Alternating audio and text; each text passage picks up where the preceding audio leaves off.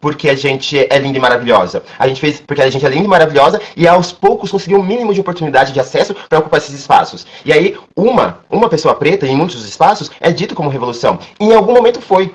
E é isso que eu queria dizer também. Em algum momento foi revolução ser a primeira pessoa preta dentro de um espaço. Hoje isso não é mais aceitável. Não pode ser. Porque a gente vive numa população imensa, múltipla, preta, indígena, caribenha, entende? Uma multiplicidade muito grande para a gente se basear em um tipo de vitória, que é uma vitória branca, que é uma vitória sistemática, né? Então, eu acho que tem um lugar da meritocracia ali, que a gente vê que não é o comodismo, a gente não se acomoda, né? Mas só que a gente não tem ferramentas para vislumbrar futuros possíveis, né? Eles vão criando toda uma condição para parecer que o lugar que você tá é cômodo mesmo, né? De um cômodo de, sei lá, de quarto, que eles te jogam lá e fica lá mesmo, preso. Fique aí que é o seu lugar e se sinta acomodado. Mas eu tinha até pensado nesse lugar da meritocracia, que também um outro movimento que eles fazem é que se você não chega lá, ainda a culpa é sua.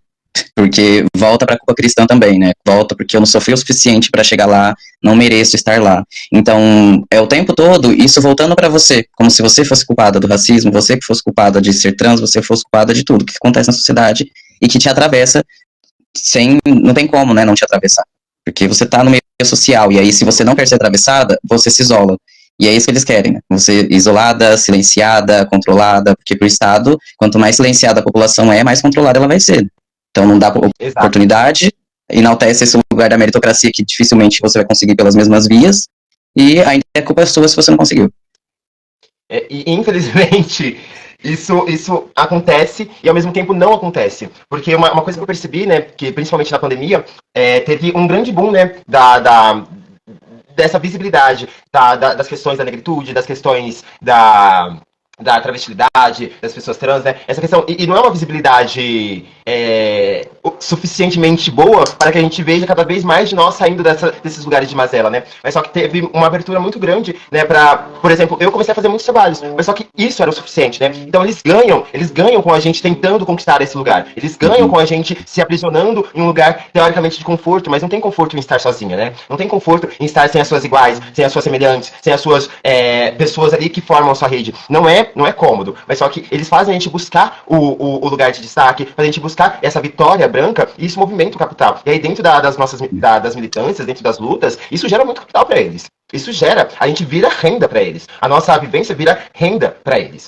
E aí a gente começa a se ver dando dinheiro para eles a partir da nossa vivência, né? E aí eu acho que esse é o lugar que ainda que machuca, né, a gente enquanto pessoas, principalmente nesse recorte artístico, né, nesse recorte do ativismo, isso machuca a gente e nos separa de um pensamento que é como a gente pode fazer isso em rede, né? Como que a gente forma as nossas redes ali para conseguir lutar contra essas mazelas, contra essa meritocracia. E a culpa vem, né? Eu já conversei com muitas pessoas que ficam nesse lugar de eu tenho medo de falar que conquistei tal coisa para algumas pessoas, porque isso pode trazer um lugar hierárquico, porque sei lá o quê. Isso é verdade, isso acontece. E não porque a pessoa fez mais que a outra, mas porque a gente sabe que aquelas condições para chegar ao topo de se apresentar na Times Square precisa de vários e vários contatos e precisa daquelas pessoas quererem tirar dinheiro do que a sua vivência traz ali, né?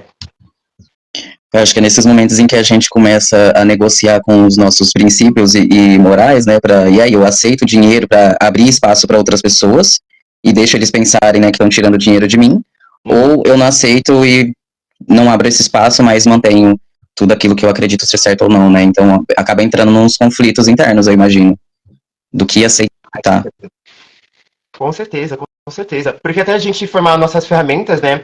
Fazer as nossas estratégias de sobrevivência, porque sobrevivência é se alimentar, é ter uma casa para morar, é ter um trabalho, é ter o lazer, é ter família, mas só que as nossas ferramentas de existência, as nossas estratégias, elas têm que vir também nesse lugar da militância, né? Nesse lugar das revoluções. E as revoluções hoje em dia cada vez mais estão acontecendo a passos lentos. Não porque a gente não está conquistando as coisas, mas como é difícil a gente se organizar, né? Como é difícil as nossas temáticas se organizarem para conseguir algumas coisas, né? E aí isso acaba cada vez mais trazendo a gente para um lugar de segregação, né? Nos segregam em nichos. Você representa isso, você representa aquilo, nenhuma das coisas podem se conversar, e aí você vai ter que fazer o trabalho de ser a única pessoa nesse espaço e a outra pessoa será a única pessoa naquele espaço, e isso é o suficiente. E vamos fazer com que 500 mil pessoas tentam lutar para chegar no lugar onde vocês estão. Entende? A métrica, ela não é favorável e ela não é feita pra gente vencer. E aí, nisso, a gente tem que criar estratégia, porque é muito difícil ser a pessoa que tá lá naquele foco e falar assim, vou dar um tapa nos contratantes e falar, coloquem pessoas pretas aqui. Essa pessoa é mandada embora na hora.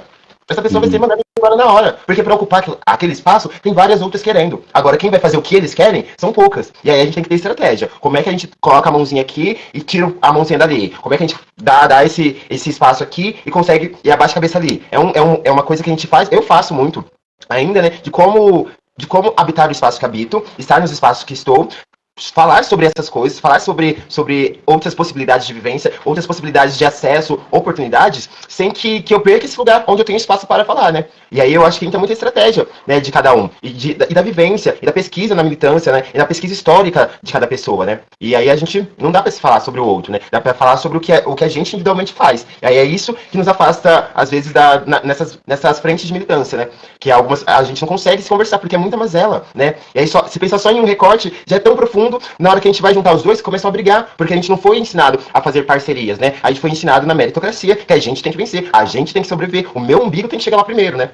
E aí nisso, a gente acaba sendo afastadas nesse mérito. E aí a gente tem que fazer estratégias para quebrar esse sistema. Eu vou chegar lá na frente, mas eu vou chegar lá na frente abrindo espaço, trazendo pessoas aqui, porque eu sei que tem pessoas lá à frente abrindo espaço para eu continuar abrindo espaço. E aí não é uma coisa que termina, né? E voltando até para interseccionalidade, quando tem essa interseção, como você disse, né, esse cruzamento, e aí a gente não sabe lidar, porque acaba hierarquizando uma opressão, e os movimentos acabam, às vezes, conflitando entre si, que é o que eu acho que a Kimberly Crenshaw mesmo fala, que acontece um acidente nesse cruzamento, né? Que acontece esses outros aspectos da identidade se cruza, e a gente parece que não sabe o que fazer com aquele lugar que tá tudo junto numa coisa só. Mas aí você falou também, além da arte como uma ferramenta, você falou no início sobre a sua rede de apoio. Então, como que os aliados podem fazer parte dessa mudança social também e deixar esse sofrimento mais suportável? Os aliados não vão conseguir deixar o sofrimento mais suportável. Isso é sobre a pessoa que está ali. Agora, o que os aliados podem fazer é pesquisar, é fazer o que a gente está fazendo, é abrir espaço como a gente está fazendo. E, na verdade, não é nem só abrir espaço, né? Eu acho que quando a gente pensa em aliados, a gente pensa nas oportunidades que um corpo branco tem, que um corpo cis tem, nos privilégios que esses corpos têm. E aí não é abrir espaço que os aliados têm que fazer. Na verdade, é dar um passo para trás. Então, ali naquele espaço está querendo falar sobre LGBTQIA+ mais questões, e eu, enquanto pessoa gay, vou lá e quero falar, não, vou dar um passo para trás e falar, coloque uma travesti, coloque uma pessoa não binária, coloque um T mask ali para falar, um T mask preto ali para falar. Eu acho que os aliados estão no lugar de dar um passo atrás, e outra, os aliados estão nesse lugar de, ali naquele meio que eles frequentam, nos meios sociais, nos meios profissionais, nos meios acadêmicos que eles estão, eles têm a responsabilidade, enquanto aliados, de fazer a ponte das informações. Porque é aquilo que a gente fala. O racismo não é um problema das pessoas pretas. A transfobia não é um problema das pessoas trans. E aí tem um passo atrás e tem também ser à frente para, aqui nesse núcleo onde eu habito, estou vivenciando apenas com pessoas brancas e eu tenho um entendimento que isso aqui é errado, que só ter pessoas brancas e cisnormativas aqui nesse espaço é errado, e eu tenho algum tipo de aliança com uma pessoa preta, com uma pessoa trans, essa pessoa branca tem a responsabilidade de levar esse pensamento ali para aquele núcleo branco. Entende? Eu acho que o aliado para mim, ele tá nesses dois movimentos. Informar a branquitude ou a cisnormatividade, ou tentar minimamente, e aí eu não tô falando, vai lá e dá um tapa no teu chefe porque não tem uma porcentagem de pessoas pretas trabalhando na sua empresa. Não, é estrategicamente também fazer movimentos, porque ser aliado fica muito fácil se você apenas se alia e bate palma pra travesti. Mas só que se você bate palma na cara do branco e fala assim, e aí, isso daqui tem que mudar, isso daqui a gente tem que repensar. E de maneira estratégica, protegendo o seu, porque a gente sabe que a pessoa também precisa se alimentar, a gente sabe que a pessoa também precisa daquele emprego, é criar maneiras estratégicas. Mas o aliado, ele tem sim uma frente muito grande, que é de falar com o recorte em que habita. Se é um recorte de privilégios, que fale dentro desse recorte de privilégios que ele habita. Se é um recorte da branquitude, que fale nesse recorte da branquitude. Se você tá no recorte da cisnormatividade, que fale dentro do recorte da cisnormatividade. E dê espaço. Quando você é chamado para falar em algum lugar, quando você é chamado para representar LGBTQIA+ mais questões, você dá espaço. Você dá espaço para que coloquem pessoas pretas, pessoas gordas, pessoas PCDs, entende? É dar espaço e falar com a camada onde você habita. É assim que acontece o movimento, porque senão a gente, infelizmente, vai se tornar únicas, porque é só a gente lutando, é a gente tendo o mínimo de acesso e ao mesmo tempo tentando criar estratégia para trazer mais de nós, sendo que o movimento, na verdade, não é nosso, porque não foi a gente que criou esse preconceito, não foi a gente que criou a discriminação, entende? Mas a gente, enquanto sociedade, tem responsabilidade, e cada um tem uma frente ali. E a frente, para mim, dos aliados, seja cisnormativo, seja LGBTQIA+ mais brancos, seja aliados que pessoas pretas menos retintas, esses pensamentos, essas pessoas têm que ter esse pensamento moral, de o que eu posso fazer? E o que eu deveria fazer? Porque o que eu posso fazer é muitas coisas. Mas a gente sabe que tem que tomar cuidado com o humano, né? Sabe que todo mundo precisa se alimentar, todo mundo precisa de emprego. Mas como que a gente, aos poucos, né, vai trazendo as discussões pra sua família, aos poucos vai trazendo essas discussões pra sua academia, pro seu trabalho, pro seu espaço de recreação, de lazer. Como aos poucos, essas pessoas que têm essa possibilidade, essas oportunidades, esses privilégios e se dizem aliados, têm que tomar essa frente de falar, então, com as suas camadas onde estão. E a gente continuar no nosso movimento que a gente está fazendo desde sempre, que é sobreviver, que é achar oportunidades, e depois que a gente para de tentar tanto sobreviver, é ver futuros possíveis. A gente continua nesse movimento, os aliados começam a fazer esse movimento aí, de falar com as suas camadas onde estão e de dar espaço, dar um passo para trás. Se eu acho que eu tenho vários trabalhos aqui que estão dentro do PROAC. Como que eu dou espaço? Eu trago pessoas pretas, então, pro meu PROAC. Eu trago pessoas LGBTQIA+, pro meu PROAC. E isso não para vencer na hora que tem a seleção. Ah, então se você. Então vou colocar aqui mais pessoas pretas pro meu projeto passar. Não é isso. Mas isso vai nos dar trabalho. Isso vai dar uma fonte de renda pra gente. Já é o mínimo, já é alguma coisa. Mas entende, o pensamento crítico enquanto o que se pode fazer enquanto aliados. E aí, pra mim, aliado não pode ser só quem bate palma. Aliado, pra mim, é quem fala, quem tá lá no contexto. E não é tomar o lugar da pessoa preta que tá lá e falar assim, ah, essa pessoa preta tem que ser respeitada. Não. É dentro dos seus espaços onde você está em conforto, onde você não tem que militar sobre nada, porque esse espaço é a sua camada social e você não precisa lutar por nada dentro daquele espaço. É nesses espaços que você tem que fazer alguma coisa. Não no espaço onde já tem pessoas pretas. Não no espaço onde já tem LGBTQIA+. É no espaço onde você está vendo que você não tem outra pessoa ali. Que você não tem uma pessoa LGBTQIA+, não tem uma pessoa negra, não tem uma pessoa indígena, não tem uma pessoa PCD. Então, você é à frente ali para falar alguma coisa. E quando você está no espaço onde tem mais pessoas pretas, mais pessoas LGBTQIA+, é dar um passo para trás, se colocar em lugar de escuta, né? Nossa, eu acho essa palavra muito bonita. Essa frase muito bonita, se colocar em lugar de escuta, né? Quando eu me vi conhecendo travestis que estão aí, ó, há muito tempo, né, na vida, conhecendo não só as mazelas, mas conhecendo as poucas oportunidades que às vezes um corpo travesti consegue chegar, né, as vitórias. Eu comecei a colocar no lugar de escuta e assim, gente, é isso, é isso. Aí entra a transessencialidade, né? Como que a gente traz essas nossas traviarcas para serem ouvidas, né? Como é que a gente faz esse trabalho? Ah, enfim, é muitas coisas, mas pensando sobre aliados, eu fico um pouquinho... Ah, eu nem gosto da palavra aliado. E as pessoas têm uma outra concepção de aliado e pensam que é ser amigo só, né? Tá ali nos rolês, tá nos momentos ruins, também é. Mas eu acho que aliado, que vem de aliar-se, é você de fato se aliar a uma luta, né? Uhum. Porque é uma luta coletiva, não tem como a gente lutar sozinho só com os nossos também. Como você disse, a luta não foi a gente que criou. A gente luta para resistir ao que criaram, na verdade, as opressões que criaram.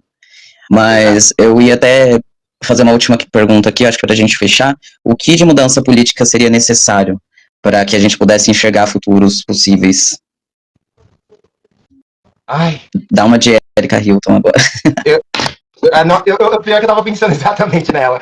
Falei assim, pra começar, vamos colocar a Erika como presidenta, né? Apoio. Mas só que indo em graus menores ali, eu acho que só de pensar nos aparelhos públicos, né, em como fazer esses aparelhos públicos serem aparelhos que abraçam, que acolham corpos LGBTs, que é animais, gordos, PCDs, negros, afro-indígenas, né, como fazer desses corpos e desses aparelhos um lugar onde não sejam recriminados, né. Ainda é com muita luta política e coletiva, né, não tem como ocupar esses espaços sem um coletivo. Mas, Cris, já tomei o tempo aqui da live, muito obrigado. Fiquei muito feliz de te ouvir, sempre incrível, te admiro muito, admiro o seu trabalho, acho muito incrível a pessoa que você representa para todo mundo, tanto no seu grupo quanto aqui na minha cidade, eu falo de você para todo mundo, e tamo juntos aí na luta, que precisar a gente vai se apoiando. Agradeço demais pelo convite, agradeço vocês estão aqui, agradeço onde esse vídeo pode chegar, porque esse trabalho é um trabalho importantíssimo, né, Pi, de trazer uma pessoa para conversar aqui, é trazer uma pessoa para conversar, mas quantas pessoas estão aqui consumindo e pensando junto, né, eu acho que esse é o estopim para muita coisa acontecer, né, a partir de conversas sinceras, falar da vivência, e eu gostei do que o Pietro me mandou um áudio, falou assim, eu não quero saber do que você passou, do que você sofreu, do como foi a transição para você, vamos pensar nisso de maneira social, né, vamos pensar isso de maneira sociopolítica, né, eu falei assim, nossa, é isso, não quero vir aqui para falar das minhas mazelas e como eu sofri em ser uma pessoa preta travesti, quero falar em como isso me motiva, né, a pensar junto com você, que tem uma outra vivência, a gente se aliar nisso, né, Pi, agradeço demais.